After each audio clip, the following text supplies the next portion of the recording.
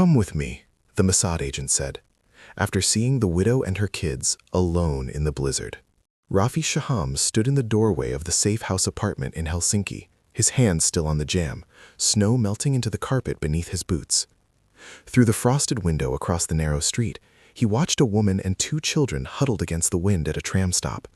The boy, maybe 7, kept trying to shield his younger sister with his jacket. The woman, thin, dark-haired, her coat too light for Finnish winter, stared at nothing. Rafi had been trained to catalog faces, assess threats, move on. But something in the way she held herself, that particular species of stillness that came after violence, made him pause. The photograph in his breast pocket felt heavier. He knew that posture. He'd caused it before. Wait, before the next operation begins. If this mission already pulled you into the shadows, tell us where you're watching from. To stay inside the next secret, betrayal, or act of justice, subscribe and join the agency. Eyes open. Back to the mission. The tram didn't come. The children's breath made small clouds in the cutting air. Rafi watched the woman check her watch 3 times in 2 minutes, the gesture of someone who knew the schedule by heart, who depended on public transit because there was no car, no money for taxis, no one to call. The boy stumbled, and she caught him without looking, her hand moving with the automatic grace of exhaustion. Rafi's phone buzzed. He didn't check it. The operation wasn't until midnight. He had 7 hours to prepare, to review the target package one more time, to clean his weapon and memorize the extraction route through the diplomatic quarter. 7 hours to be still and cold and ready. Instead, he was watching a family freeze at a bus stop in a city where he was supposed to be invisible. The file on the kitchen table behind him contained everything he needed to know about Dmitry Volkov, a Russian intelligence officer who decided his conscience was worth more than his pension. The meeting was set. The protocols were clear. Rafi would make contact at the cafe near Senate Square, pass the recognition phrase, and escort Volkov to the exfiltration point, where a team would move him to Stockholm and then Tel Aviv. Simple. Clean. The kind of operation Rafi had run 24 times. But he kept watching the woman. She bent down, speaking to her children. The boy nodded. The girls started to cry. The woman lifted her, settled the child on her hip, despite the weight, despite what must have been the ache in her back and arms. They started walking, not toward shelter, away from it, deeper into the residential blocks where the streetlights were farther apart. Rafi knew the neighborhood. He'd spent 3 days mapping it, learning the sightlines and dead zones, the places where a tail would show itself, and the alleys where a man could disappear. The direction they were walking led to the cheaper apartments, the ones built in the 70s, with thin walls and failing heat. 20 minutes on foot in this weather. He thought of his own daughter, 8 years old, living in Ra'anana with her mother, who decided 5 years ago that being married to a ghost was worse than being married to no one. He saw Maya twice a month when he wasn't deployed. He missed her voice between those visits, the way she said his name like it was a complete sentence. The woman and children turned a corner. In 30 seconds, they'd be out of sight. Rafi grabbed his coat, the civilian one, not the operational jacket with its hidden pockets, and left the safe house. The cold hit him like a fist. He kept his distance, 50 meters back, his tradecraft automatic even when he wasn't working. The woman never looked behind her. Neither did the children. They didn't have the instincts. They weren't running from anything, except the cold. He followed them for 11 minutes. The boy fell once, caught himself with his palms on the ice. The woman stopped, checked his hands for cuts, then kept moving. No pause longer than necessary. Rafi recognized the mathematics of survival. Every minute outside was risk, every delay, a calculation against diminishing body heat. They reached a building whose lobby light was broken. The woman fumbled with keys. The door stuck. She put her shoulder into it, and Rafi saw the way her coat pulled tight across ribs too prominent. The door gave. They went inside. Rafi stood in the street. Snow collected on his shoulders. He thought about the mission, about Volkov, about the careful architecture of an operation that could save one man's life and deliver intelligence that might save hundreds more. He thought about his daughter in Ra'anana, warm in her bed, loved. He thought about discipline and duty and the bright line between personal sentiment and operational necessity. Then he crossed the street and entered the building. The hallway smelled of boiled cabbage and mildew. Water stains mapped the ceiling like countries that no longer existed. He found the apartment by the sound, children's voices, thin walls. He stood outside for a moment, listening to his own breathing, wondering what he was doing, knowing he was breaking a dozen protocols and not caring. He knocked, soft, 3 times. The voices inside stopped. Footsteps. The door opened a crack, chain still attached. The woman's face appeared in the gap, exhausted eyes narrowing with immediate wariness. She said something in Finnish, rabid and defensive. "I'm sorry to disturb you," Rafi said in English, keeping his hands visible, his posture open. "I saw you at the tram stop. I wanted to make sure you and your children made it home safely." She stared at him. Behind her, the children had gone silent with the particular stillness kids develop when strangers mean danger. "We're fine," she said. Her English carried an accent he couldn't place. Middle Eastern, maybe? Or Central Asian? "Thank you." She started to close the door. Rafi put his hand on the frame, gently, no pressure, and she froze. "I'm not here to hurt you," he said. "I can see you need help. Let me help." "We don't need anything."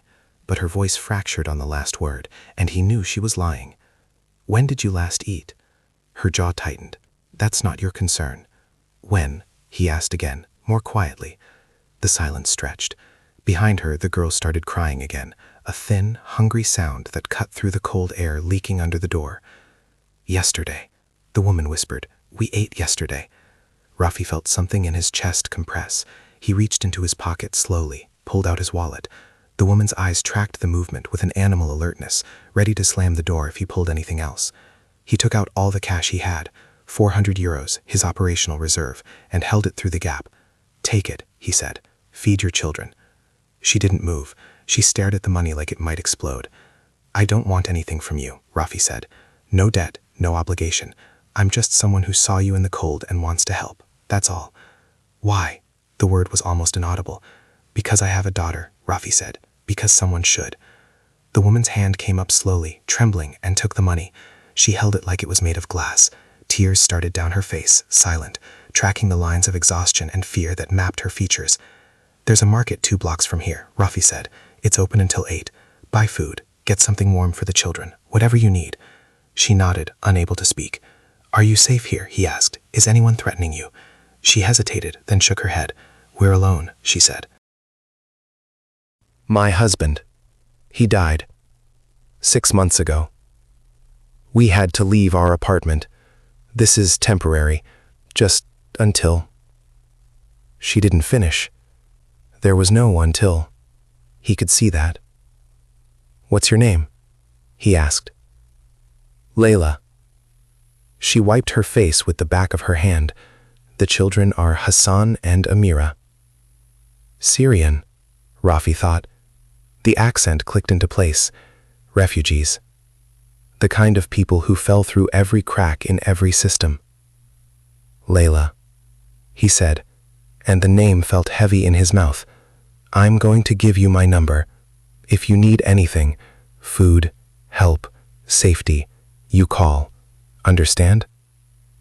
I can't ask for more." "You're not asking. I'm offering."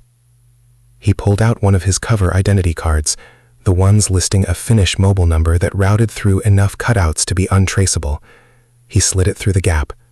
"Call anytime. Someone will answer." She took the card with the same trembling care she'd taken the money. "Why are you doing this?" Rafi thought about all the true answers. Because guilt was a weight he carried. Because every operation left bodies behind. Because he'd spent 15 years in the shadows creating widows and orphans, and maybe this was his way of balancing a ledger that could never actually balance. Because seeing her at that tram stop had broken something in him he thought was already too shattered to break further. "Because someone should," he said again. It was the only answer that mattered. He left before she could say anything else, walked back through the snow to the safe house. His hands shook as he let himself in. The file on Volkov lay open on the table, grainy surveillance photos staring up at him. A Russian operative who decided that saving his soul was worth betraying his country.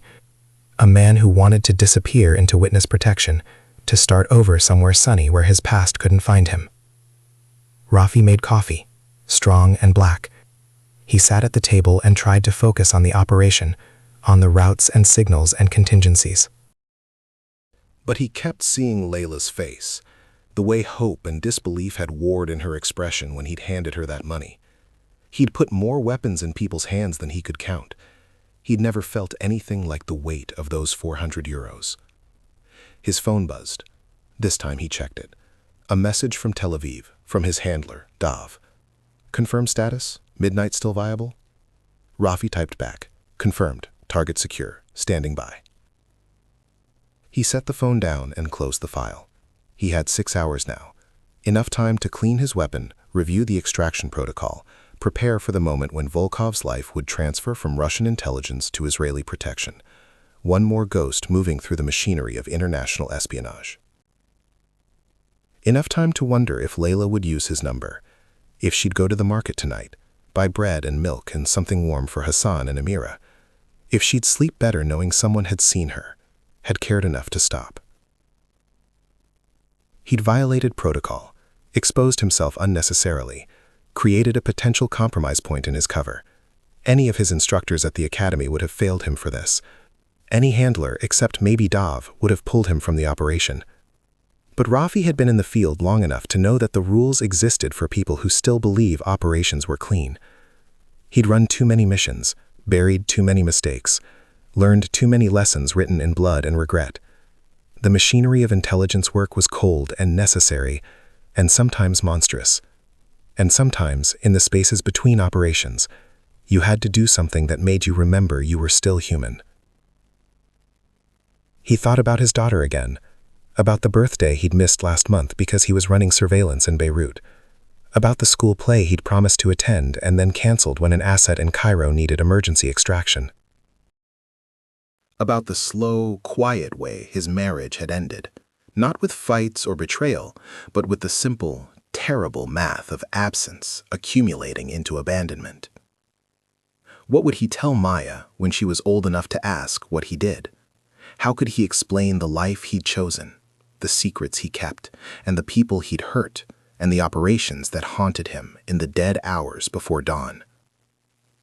Maybe he'd tell her about tonight, about a woman and 2 children at a tram stop, about the choice to cross the street instead of looking away. It wasn't much. It wouldn't balance the ledger, but it was something. The snow kept falling outside. The city prepared for another frozen night. And in an apartment 2 kilometers away, if Rafi had done any good at all, 3 people were warm and fed and safe for one more evening. At 11:45, Rafi left the safe house. He wore his operational jacket now, the one with ceramic plates sewn into the lining, and a compact pistol nested in a holster that was comfortable and easy to reach. He carried no identification except the cover documents. His phone was encrypted and routed through Tel Aviv. His appearance was unmemorable, medium height, dark hair, features that could pass for Nordic or Mediterranean depending on the light. Ghost work. The cafe near Senate Square was warm and crowded with late-night tourists and locals finishing evening drinks. Rafi ordered coffee at the bar, his third of the night, and took a seat where he could watch the door and a street beyond. The recognition protocol was simple. Volkov would enter, order tea, and say in English, "The nights are longer in Moscow." Rafi would respond, "But the mornings are colder here." Then they'd leave separately, meet 3 blocks away, and disappear into the extraction route. Midnight came. No Volkov. Rafi sipped his coffee and waited. Assets were often late. Fear made people careful, and careful people double-checked their tail, added detours, looked for surveillance. It was smart. It was professional. It meant Volkov was taking this seriously. 12:15. Still no Volkov. Rafi's instincts started whispering. Something was wrong. He pulled out his phone, checked for messages.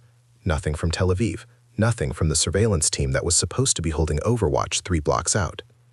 Radio silence didn't mean failure, but it didn't mean success either.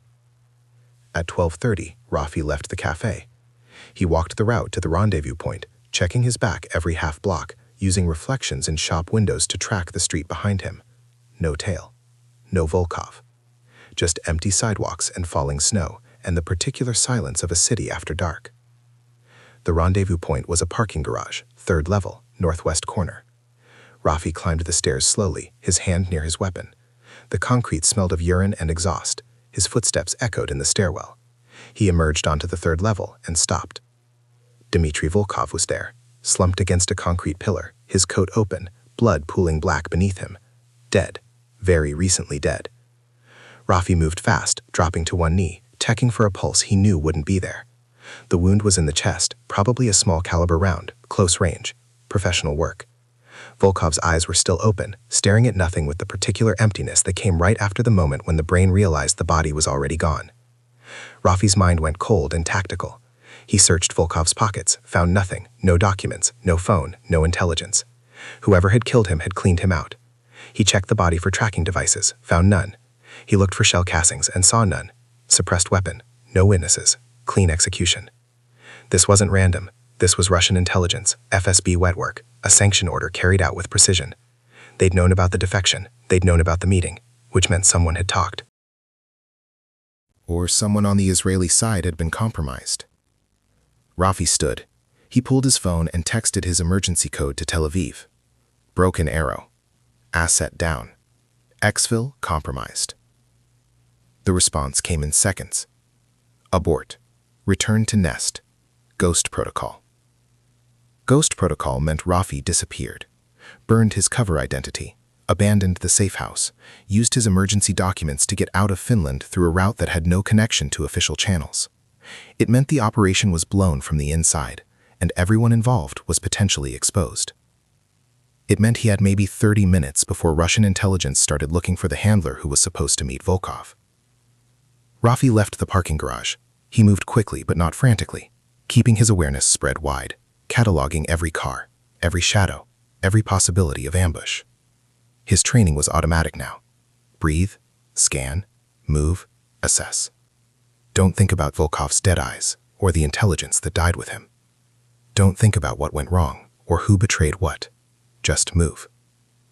He thought about Layla instead, about Hassan and Amira, about the card he'd given her with his number, the one that routed through enough layers to be safe, unless someone was specifically tracking it, unless the compromise was deep enough that they were monitoring everything. His chest tightened. He pulled out his phone and dialed the number for the safe house, let it ring twice, hung up. Emergency protocol. Anyone listening would hear a wrong number, a misdial, but the signal would trigger the failsafe. The apartment would be sanitized, every document shredded, every electronic trace wiped, every piece of operational material removed. It would become just another empty apartment in a city full of transients and travelers. But if Russian intelligence was thorough, if they'd been watching him for days, they might have seen him leave the safe house earlier, might have followed him to Layla's building. Might know about the widow and her children he'd helped for no operational reason. Might use them to find him. Rafi changed direction. He headed back toward the residential blocks, toward the building with the broken lobby light and the boiled cabbage smell.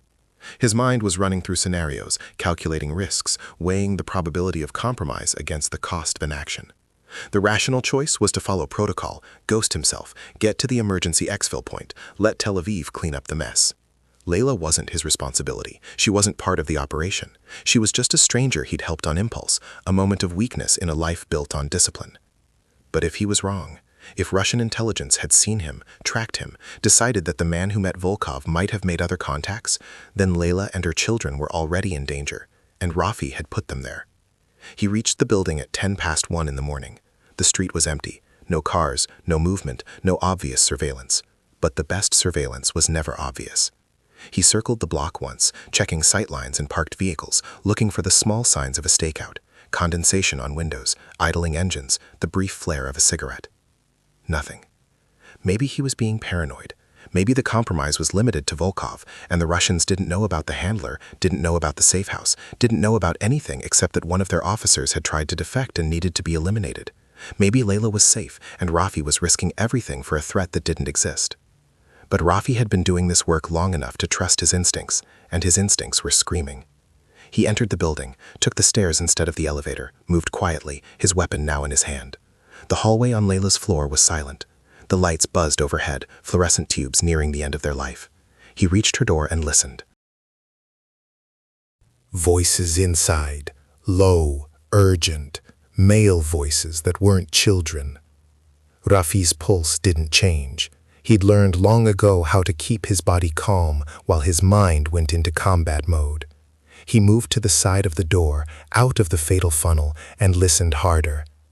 "Don't know anything, please, we don't—" Layla's voice, high with terror. "The man who was here earlier, where is he?"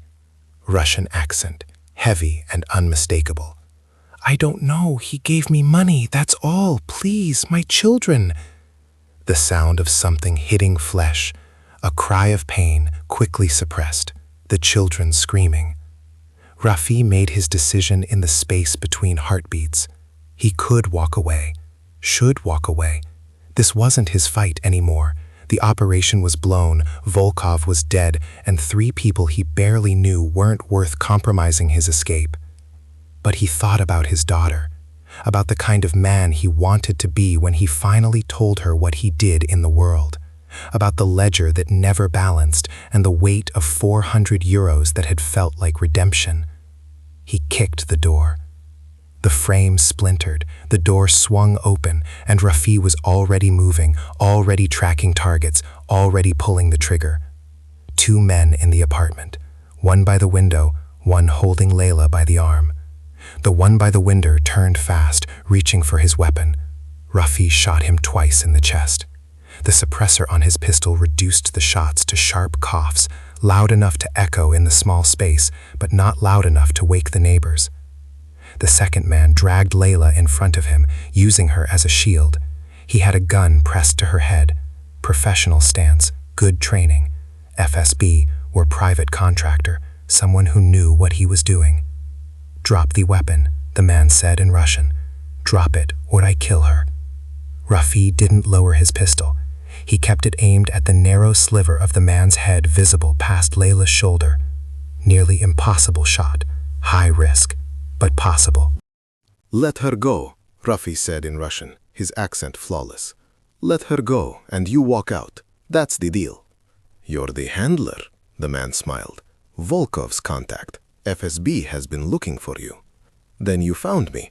Let the woman go. She's not part of this." "Everything is part of this." The man's finger tightened on the trigger. "You're coming with me, or I execute her and the children one by one until you—" Rafi shot him through the eye. The angle was terrible. The margin of error was less than an inch, but Rafi had been firing weapons since he was 18, had put 10,000 rounds through a dozen different pistols, had trained for shots exactly this impossible. The round entered through the man's left eye socket and exited through the back of his skull. He dropped, dead before his knees hit the floor. Layla collapsed. The children were screaming in the bedroom. Rafi moved quickly, checking both bodies to confirm they were neutralized, then searching them for identification. The first man had a phone and a weapon, no documents. The second man had the same, phone, weapon, no identification. Professional cleaners, the kind who didn't exist on any official roster. Rafi pulled the SIM cards from both phones and pocketed them. He grabbed Layla by the shoulders, pulled her to her feet. She was shaking so hard her teeth chattered. "Listen to me," he said in English, forcing her to focus on his face. "Listen, you need to leave, right now. Pack 1 bag, essentials only. You have 2 minutes." "What? Who?" She couldn't form words. "Those men were looking for me. More will come. You're not safe here. Pack, now." She stared at him, her mind trying to process what had just happened, trying to reconcile the man who'd given her money with the man who'd just killed 2 people in her apartment. "My children," she whispered. "They're coming with you, all of you. Pack, now." The command in his voice cut through her shock. She nodded and stumbled toward the bedroom. Rafi heard her speaking to Hassan and Amira, her voice shaking but functional, telling them to put on coats, to grab their things, to hurry. Rafi checked his watch. 1:23. Rafi heard her speaking to Hassan and Amira, her voice shaking but functional, telling them to put on coats, to grab their things, to hurry. Rafi checked his watch. 1:23. The gunshots had been suppressed but not silent. In a building this old, with walls this thin, someone might have heard, might have called the police. He had minutes, maybe less. He moved through the apartment quickly, looking for anything that might identify them, anything that might create a trail. He found Layla's purse, grabbed it. Found a small folder with documents, asylum papers, medical records, expired passports. He took it all. Layla emerged from the bedroom with the children. Hassan carried a backpack, his face pale and stunned. Amira clung to her mother, sobbing quietly. Layla had a single small suitcase. "Come with me," Rafi said. "Where?" Layla's voice was barely a whisper. "Somewhere safe. Move." He led them out of the apartment, down the stairs, into the frozen street. The cold was brutal, but it was the kind of cold that kept people inside, kept them from looking out windows, kept the city quiet and unwatching. Rafi scanned constantly as they walked, his hand near his weapon, his awareness spread wide. "Why are you helping us?" Layla asked as they moved through the snow. "Because I put you in danger," Rafi said, "and I fix my mistakes." "Those men, they wanted you." "Yes." "Are you a criminal?" Rafi almost laughed. "Something like that." He led them to a car he kept for emergencies, a nondescript Volvo parked 4 blocks from the safe house, registered to a shell company that existed only on paper.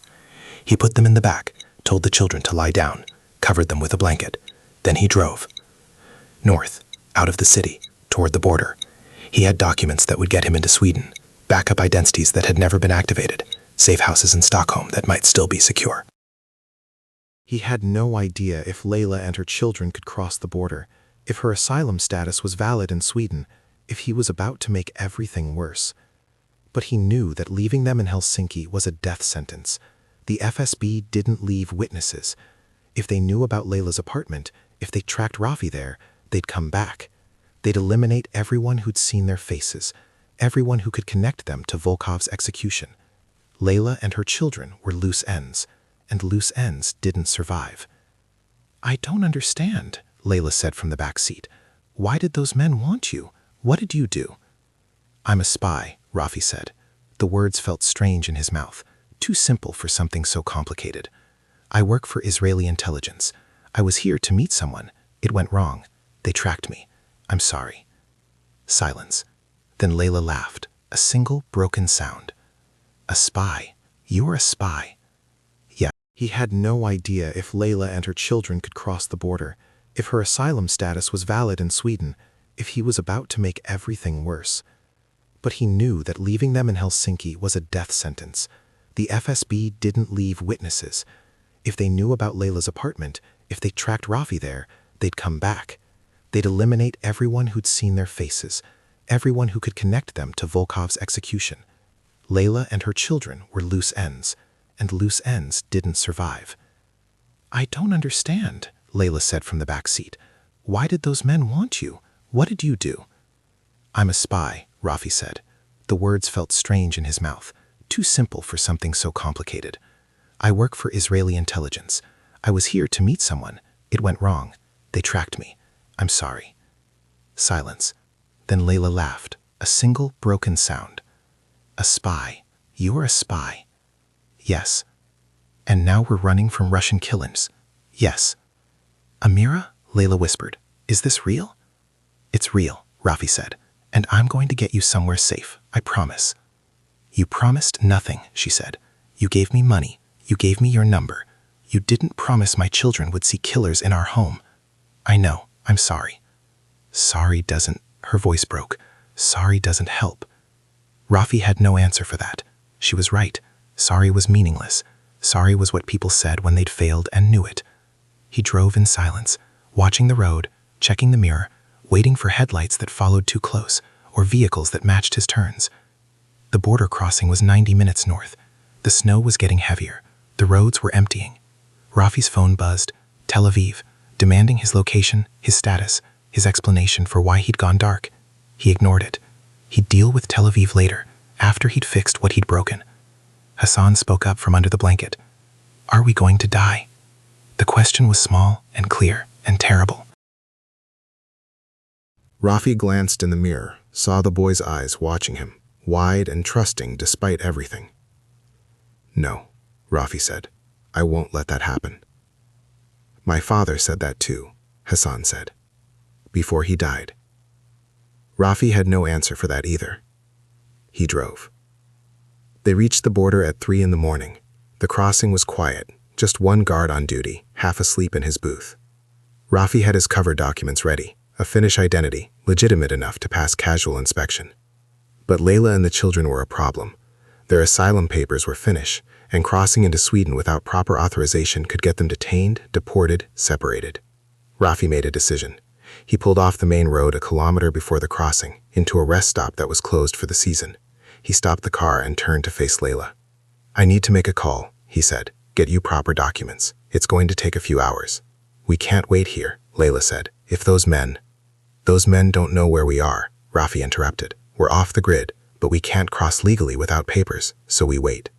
He called Tel Aviv. Dove answered on the first ring. "Where the hell are you?" Dove's voice was tight with controlled anger. "Finnish-Swedish border. I need an emergency package. 3 people, woman and 2 children, Syrian nationals, asylum status in Finland. I need Swedish entry authorization and temporary documentation. I need it in 4 hours. "Rafi, you're supposed to be on a plane back here. The operation is burned. Volkov is dead. You need to—" "I need a document package in 4 hours, Rafi said again. "Can you do it or not?" Silence. Then Dove said, "What happened?" "FSB tracked me. They found collateral, civilians who saw me. I had to extract them." "You had to," Dove's voice rose, then cut off. Rafi heard him breathing, forcing himself calm. "Rafi, you're telling me you've compromised your exfil to save 3 civilians who have nothing to do with the operation?" "Yes." Are you insane? Probably, Rafi said. Can you get me the documents or not? More silence. Then, quietly, tell me why. Rafi looked at Layla and her children huddled in the back seat. He thought about protocol and duty and the cold machinery of intelligence work. He thought about his daughter and the kind of man he wanted to be. He thought about Volkov's dead eyes and the weight of 400 euros and the sound of Amira crying in an apartment where men with guns had come in the night. Because someone should, he said. Dove was quiet for a long time. Then, give me their details. Passport numbers, dates of birth, current documentation. It'll get you a package. But Rafi, when you get back, we're having a conversation about operational discipline. I know. You're going to be grounded for a year. I know. And you're buying me a very expensive bottle of scotch. Done. Rafi provided the information. Dove promised 4 hours. The call ended. Rafi turned off the car's engine to save fuel and settled into wait. The children were asleep under the blanket, exhausted beyond fear. Layla sat awake, staring out the window at the snow. Your name isn't really on that card you gave me, is it? She asked after a while. No. What is your real name? Rafi. Is that true? It's true enough. She turned to look at him. Her face was haggard in the dim light from the dashboard. Why did you help me? At the tram stop, you didn't have to. Rafi thought about all the answers he'd given himself over the past few hours, about duty and redemption and the ledger that never balanced, about his daughter and his failed marriage and the weight of secrets, about the moment he'd seen Layla and her children in the cold and made a choice that had nothing to do with training or protocol or operational necessity. I have a daughter, he said finally. About your son's age. I don't see her as much as I should. I'm not. He paused, searching for words. I'm not a good man. I've done things that keep me awake at night, but when I saw you at that tram stop, I thought, maybe I could do one thing right. One thing that didn't involve secrets or lies or people dying. Maybe I could just help someone who needed it and ask for nothing back. And instead, you brought killers to my door. Yes. The word was ash in his mouth. I'm sorry. Stop saying that, Layla said. Sorry doesn't mean anything. I know. So what does mean something? Rafi met her eyes. Getting you and your children somewhere safe, making sure you stay alive, that means something. Why? We're nothing to you, nothing to Israel. We're just 3 more refugees in a world full of people nobody wants. You're not nothing, Rafi said quietly. You're a mother protecting her children. You're someone who survived something terrible and kept going. That's not nothing. Layla's eyes filled with tears. She looked away, out of the snow. My husband was a teacher, in Aleppo. He taught literature. When the war came, he tried to keep teaching. He said the children needed beauty, needed to remember there was more to the world than bombs and blood. They killed him for it, called him a Western sympathizer, shot him in the street and left him there like garbage. She wiped her face with the back of her hand. I took Hassan and Amira and ran. We walked for weeks, crossed borders in the dark, slept in fields and abandoned buildings. I sold everything we had just to keep us alive, and when we finally reached Finland, finally got asylum, I thought, we're safe now. We made it. Hassan can go to school. Amira will grow up without hearing gunfire. We survived. She turned back to him, and her expression was hard. Then you came to my door, and now we're running again, and I don't know if we're ever going to stop. Rafi had no comfort to offer, no reassurances that would mean anything. She was right. He'd brought danger to her door. He turned her fragile safety into another flight through the dark. He'd done exactly what he'd been trying not to do. He'd made the world worse through his presence in it. I can't undo what I did, he said, but I can keep you alive. I can get you documents, money, a place to stay. I can give you a chance to start over. In Sweden? In Sweden, or anywhere else you want to go. You tell me where, and I'll make it happen. You can do that? Her voice was skeptical. Just make any country accept us?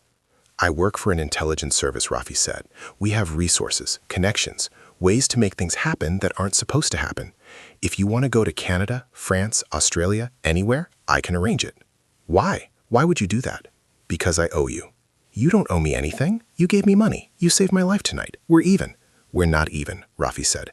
We won't be even until you and your children are safe and settled and have a life again. Until then, I owe you, and I pay my debts. Layla studied him in the darkness.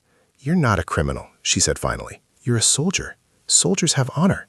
I'm a spy, Rafi corrected. Spies have secrets. Then keep your secrets, Layla said.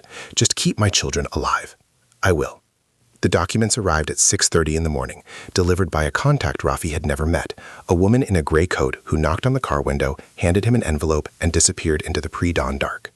Inside were Swedish entry visas, temporary residence permits, even school enrollment paperwork for Hassan and Amira. Dove had worked a miracle. Rafi drove them across the border. The guard barely looked at the documents, waved them through with a yawn. Sweden opened before them, white and silent and new. He took them to Stockholm, to a safe house in Gamla stan that Tel Aviv maintained for emergency situations. It was a small apartment overlooking the water, furnished but impersonal, the kind of place that held no memories. He got them settled, showed Layla how to work the heating and where to find food in the kitchen. The children explored cautiously, their voices hushed as if they were afraid of making too much noise.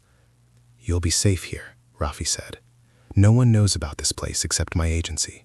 You can stay as long as you need. And then what? Layla asked. Then we figure out what comes next. If you want to stay in Sweden, I can help with permanent residency, find you work, get the children in school. If you want to go somewhere else, tell me where. I don't know, she said. I don't know what I want anymore except for my children to be safe. Then that's what we do. Keep them safe. Everything else comes after. She nodded, exhausted beyond words. Rafi pulled out his wallet, his real wallet this time, not the operational one, and took out all the cash he had left. 300 euros. He held it out. For food and supplies. I'll arrange for more to be deposited in an account for you. You'll have everything you need. She took the money slowly. I don't know how to thank you. You don't have to thank me. I put you in danger. This is me fixing my mistake. It's more than that, she said. You could have left us. Most people would have. Most people aren't responsible for making you a target. Still, Layla said. She stepped forward and kissed his cheek, light and brief. Thank you. For seeing us. For caring. For being human in a world that forgets how. Rafi felt something crack in his chest. He nodded, not trusting his voice. Then he left before his resolve could break, before he could think too hard about what he was walking away from. He took a train to the airport, burned his cover identity in a men's room, flushing shredded documents down the toilet, changed into clothes from a bag he'd stored in a locker months ago, became someone else. Rafi Shaham disappeared, and a Swedish businessman named Eric Lindstrom emerged, complete with passport and boarding pass for Tel Aviv. During the flight, he thought about Volkov, about what intelligence had died with him, what operations would now fail, what threats would go undetected because one defection had been burned. He thought about the FSB agents dead in Layla's apartment, about the trail of bodies his career had left across 3 continents. about his daughter and his ex-wife, and the life he'd traded for secrets. He thought about Layla and Hassan and Amira, about whether they'd sleep well tonight in their safe house, whether they'd eventually find peace in Sweden or move on to somewhere else, whether he'd ever know if they were okay, or if they'd just be one more weight on the ledger, one more debt that could never be fully paid. When the plane landed, Dov was waiting at the airport. He looked tired and angry and somehow proud, all at the same time. "You're lucky you're still alive," Dov said as they walked to the car. "I know. You're lucky Volkov didn't have family we need to explain this to. I know. You're lucky the FSB agents you killed won't be found for another 48 hours, giving us time to sanitize the trail. I know." Dov stopped walking. He turned to face Rafi, his expression serious. "Why did you do it? Really? No bullshit about balance or redemption or any of that. Why risk everything for 3 people who weren't part of the operation?" Rafi thought about his answer, about truth and lies and the space between them, about the moment at the tram stop when he'd watched a woman and 2 children in the cold and made a choice that changed everything. "Because I could," he said finally. "Because in this work, we spend so much time making things worse, manipulating people, lying to assets, running operations that leave bodies behind. We tell ourselves it's necessary, that we're protecting something bigger than ourselves." And maybe that's true. But sometimes you get a chance to just help someone for no strategic reason, no operational value, just because they need help and you can give it. He met Dov's eyes. "I took that chance. And I'd do it again." Dov studied him for a long moment. Then he nodded slowly. "You're grounded for 6 months. Desk work only. You'll write reports and train new recruits and hate every minute of it." "I know. And Rafi?" Dov's voice softened. "Don't lose that. Whatever made you help those people, this job tries to take it from you. It tries to make you cold and calculating and empty. Don't let it. That's an order." Rafi nodded. They walked to the car in silence. 6 months later, Rafi sat in a conference room in Tel Aviv, training new field operatives in counter-surveillance techniques. It was boring work, repetitive and safe, the kind of assignment designed to punish him for Helsinki and remind him that operational discipline mattered. He hated it. He was good at it. He missed the field with an ache that never quite went away. During a break, he checked his phone. There was an email from an address he didn't recognize, routed through enough anonymous servers to be untraceable. No subject line. He opened it carefully. Inside was a photograph. Layla and her children, standing in front of a school in Stockholm. Hassan wore a backpack and smiled shyly. Amira held her mother's hand. They looked healthy, safe, happy. Below the photograph, a single line of text. "Thank you for seeing us. We're okay now. We'll be okay." No signature, no identifying information. Just those words and that picture. Rafi stared at the screen for a long time. He thought about saving the image, about keeping it as proof that he'd done something right in a career full of compromises and regrets. Then he deleted it. Saved nothing. Left no trace. Because that's what you did in this business. You protected people by erasing the evidence that you'd ever known them. But he remembered. He'd always remember. The woman and her children at the tram stop, the choice to cross the street instead of looking away, the weight of 400 euros and the sound of Amira crying, and the moment Layla had kissed his cheek and said thank you. He remembered, and that was enough. 3 years later, Rafi returned to active duty. He ran operations in Damascus and Tehran and Cairo. He recruited assets, gathered intelligence, executed missions with the same precision and coldness that had made him valuable. The machinery of espionage turned, and he turned with it, a ghost in the shadows, doing work that would never be acknowledged. But sometimes, late at night in anonymous hotel rooms across the Middle East and Europe, he thought about Helsinki, about the choice he'd made and the people he'd saved, about whether Layla and her children had stayed in Sweden or moved on to somewhere else, whether Hassan finished school, whether Amira grew up safe, whether they remembered the man who'd helped them in the dark. He'd never know, couldn't know. The nature of his work meant burning connections, erasing trails, protecting sources by never seeing them again. It was the right way, the safe way, the only way that kept people alive in a world where intelligence services had long memories and longer reach. But he hoped. In the small, quiet moments between operations, he hoped they were okay, hoped they'd found peace, hoped that that impulsive choice to help a stranger had rippled forward into something good.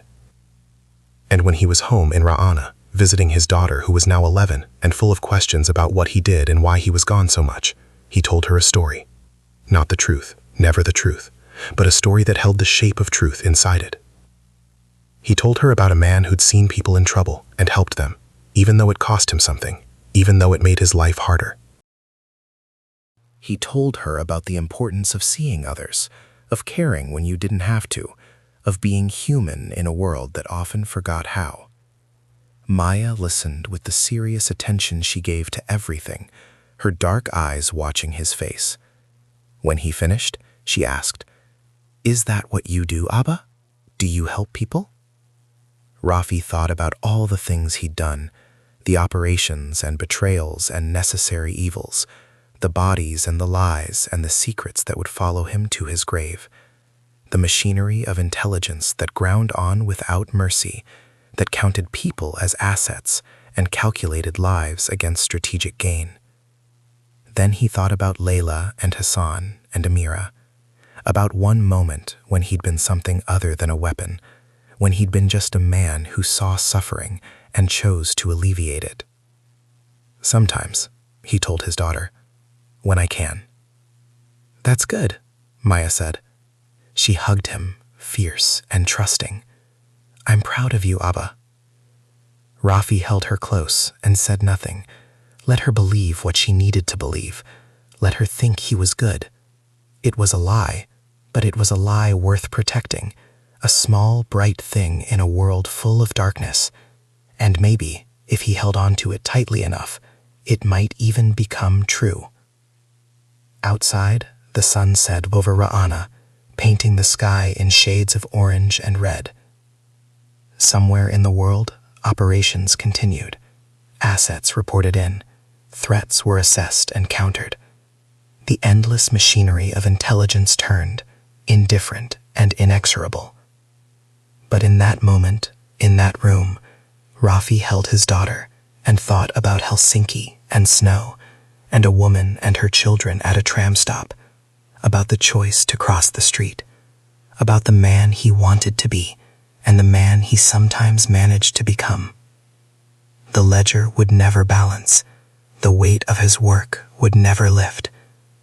But for that moment, holding Maya close, remembering Layla's thank you and the photograph he deleted but could never forget, Rafi Shaham felt something close to peace. It wouldn't last. It never did, but it was there, real and brief and precious. And in the world of shadows where he lived, that was enough.